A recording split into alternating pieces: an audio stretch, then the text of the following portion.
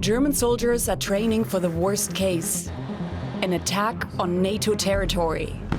It's a threat the Western military alliance sees as very real, with Russia waging war in Ukraine and allegedly attacking critical infrastructure like here in the Baltic Sea.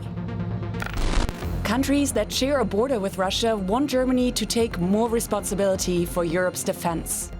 It's rather blocking than leading.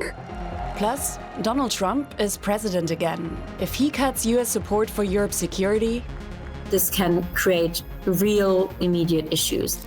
So why isn't Germany leading Europe's defense? And who's going to do it instead?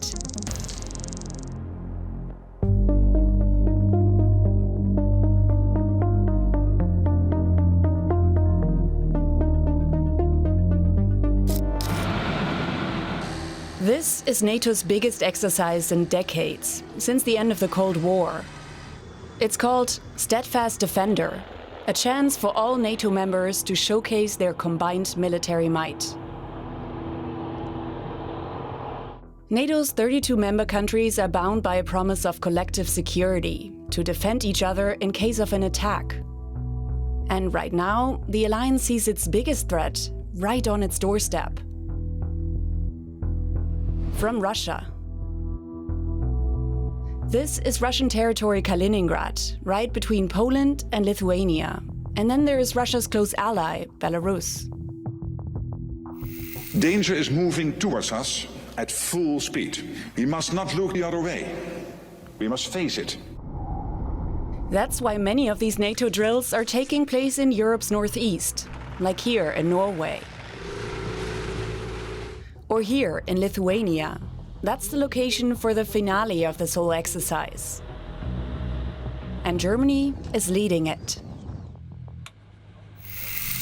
The point is to practice a crucial process, moving troops and equipment from Germany to the potential front line quickly, via this route, or this, or these.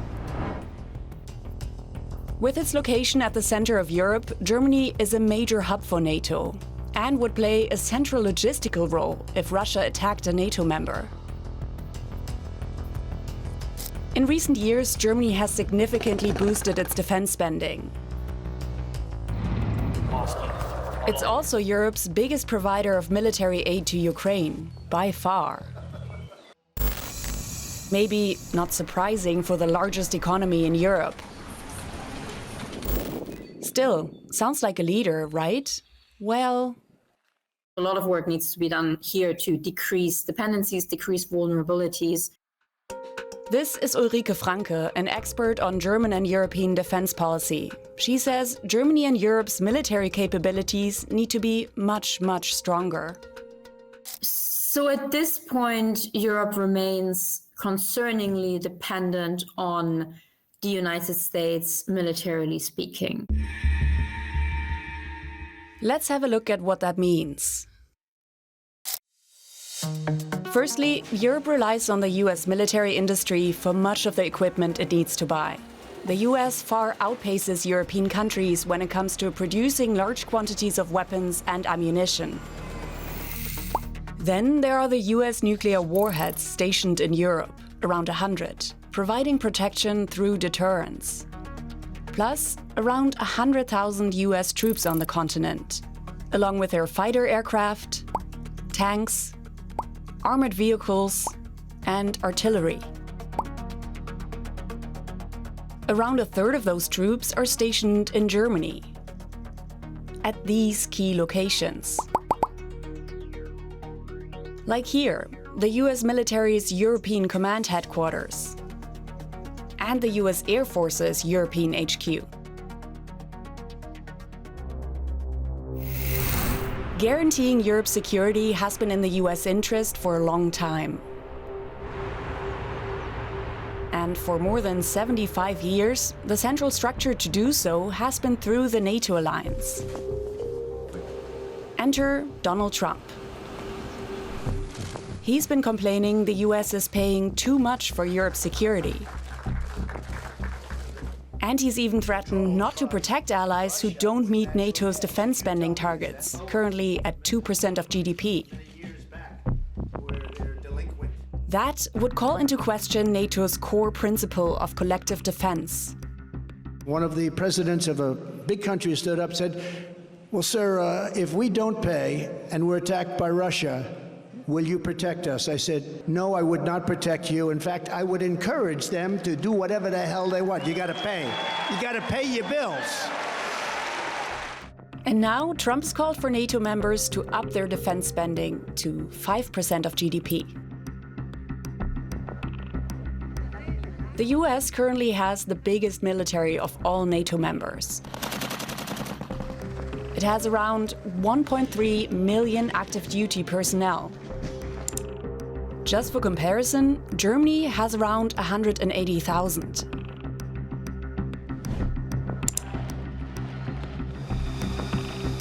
The US also has the most sophisticated equipment and intelligence.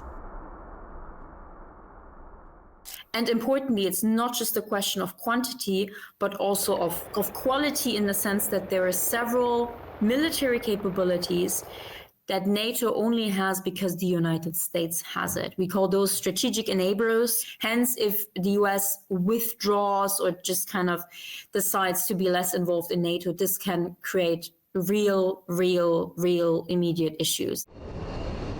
So why is Europe, and why is Germany, so dependent on the US for its security? Guess what? It has a lot to do with history. In May 1945, Nazi Germany surrendered.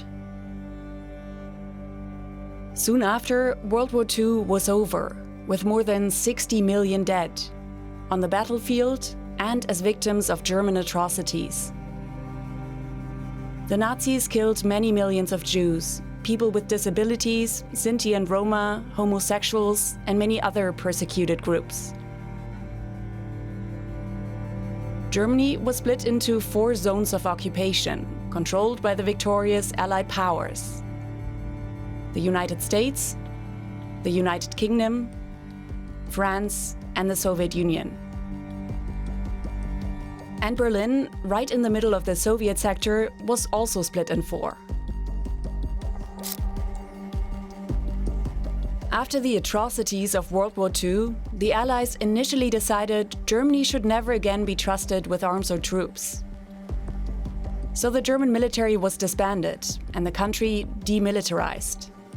Instead, the Allies stationed their own troops in their zones. Soon, 2 Germanys were established: the Federal Republic of Germany, a democracy aligned with the West, and the German Democratic Republic, a communist dictatorship dependent on the Soviet Union. But then tensions grew between the US and the Soviet Union. The border between the 2 Germanys became the front line of the Cold War. Rearmament was now on the agenda, both in East and West Germany. But it's the West we'll focus on, because we're talking about the role of the US. In 1955, with US backing, West Germany established its new military force, meant for defense only. The idea of rearming Germany was controversial. Just 10 years after the end of the war, many in Europe thought Germany still should not have its own military. And many Germans thought so too. But West Germany upped its defense spending. Young men were now required to do military service. West Germany also joined NATO, ensuring the Bundeswehr was integrated into the Western military alliance. But it was still very reliant on the US, which increased its military presence in Europe during the Cold War. In 1961, the GDR, so East Germany, started building the Berlin Wall. And soon after, tensions reached a peak, a face-off between US and Soviet tanks on the streets of Berlin. Fast forward a few decades and everything changed. The Cold War ended, the Berlin Wall fell, and the two Germanys were reunited. There was an overall feeling in the West, and one that was particularly embraced in Germany, that now geopolitical competition had ended and that military competition and military confrontation was a thing of the past. Reunification was a priority, and Germany saw itself surrounded by friends. Many Germans saw no need for a strong military, and its neighbors didn't want that either. Eventually, conscription was suspended. German troops joining international missions often played supporting or training roles. It's okay. For Germany, military power became a thing that was just not relevant anymore, and in fact was seen quite negatively. With defense spending cut, the Bundeswehr fell into quite a dire state. It started making headlines like these. A mass breakdown of tanks? And training not with machine guns, but broomsticks?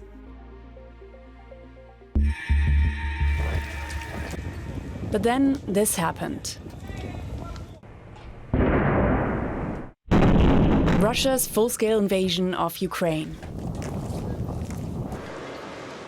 Wir erleben eine Zeitenwende. Und das bedeutet, die Welt danach ist nicht mehr dieselbe wie die Welt davor. And it was that Zeitenwende. or turning point that set in motion major changes. Germany's relationship with Russia used to look like this. For years, German governments had been building friendly trade ties with Russia. The German economy was fueled by cheap Russian gas. The war in Ukraine meant all that was over. And it completely changed Germany's attitude to defense. The government announced a one-off special fund, 100 billion euros, to get the Bundeswehr up to scratch.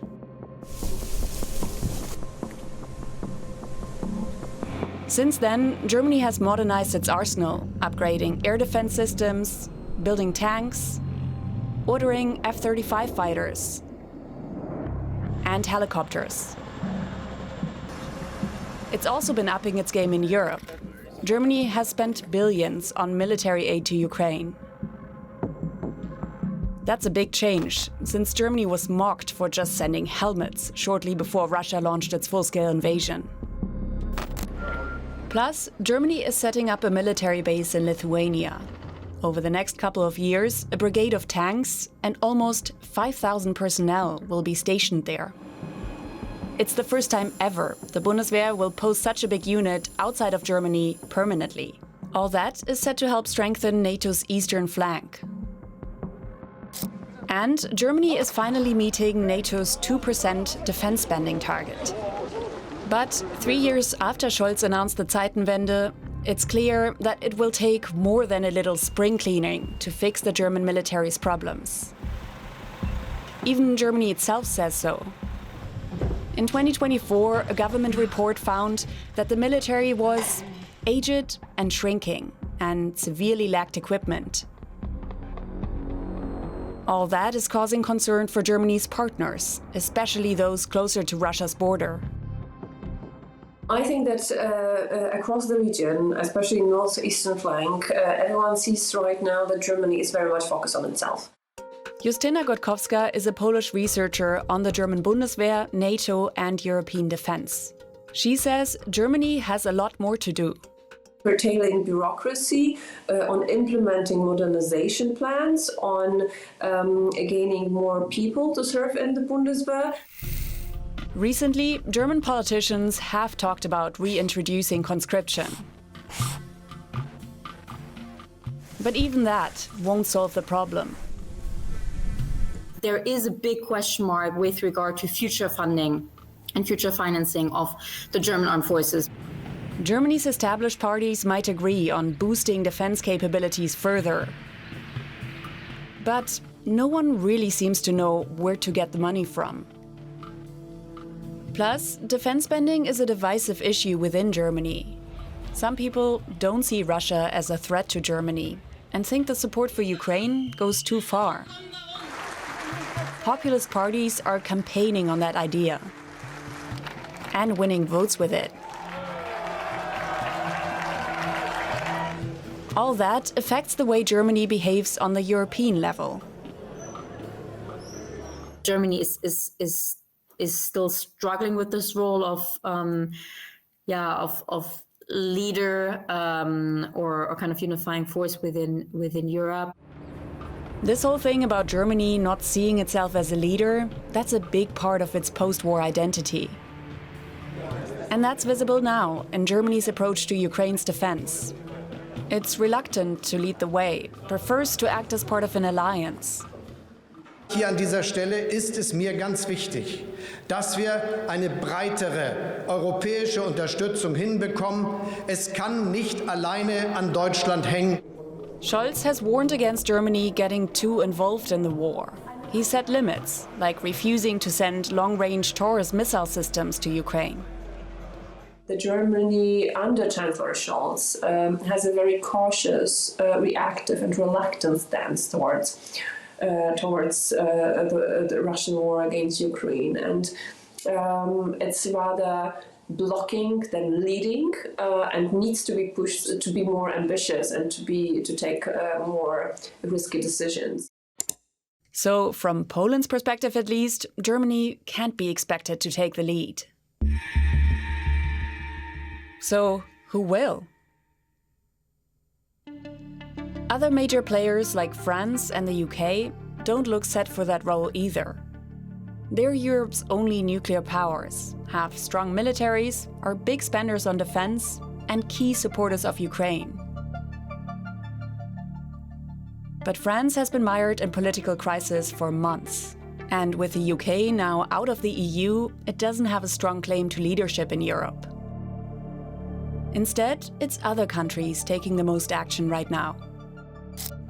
Let's have a look at this chart. It shows the percentage of GDP that NATO members spent on defense in 2014.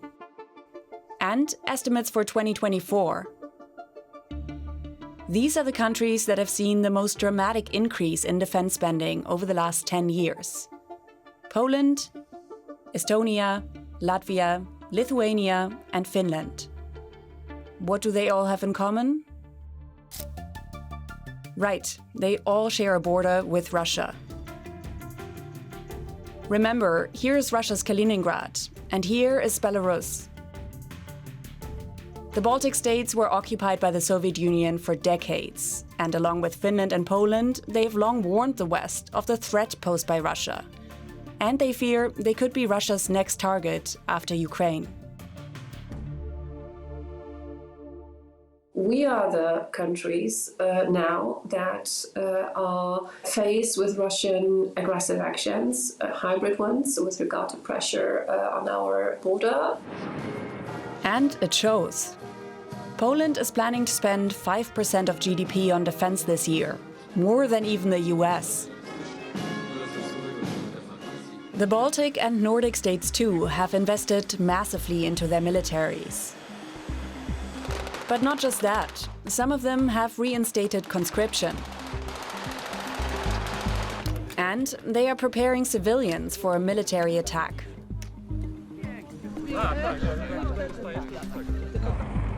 Sweden sent this booklet to 5 million households, explaining what to do if war comes. Poland, as well as the Baltic states, announced plans to fortify their borders with Russia and Belarus.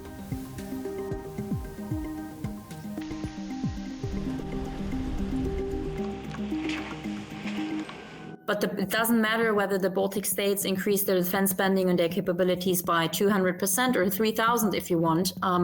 The sheer size of their countries and their economies doesn't match, well, France and Germany, for example. And so you need the big countries. You need France, you need Germany, you need the United Kingdom.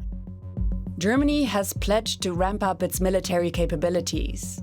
But as we've seen, there are many factors holding it back. such as the country's history, its reliance on the US, and the question of financing. All that makes it unlikely that Germany will be leading Europe's defense anytime soon.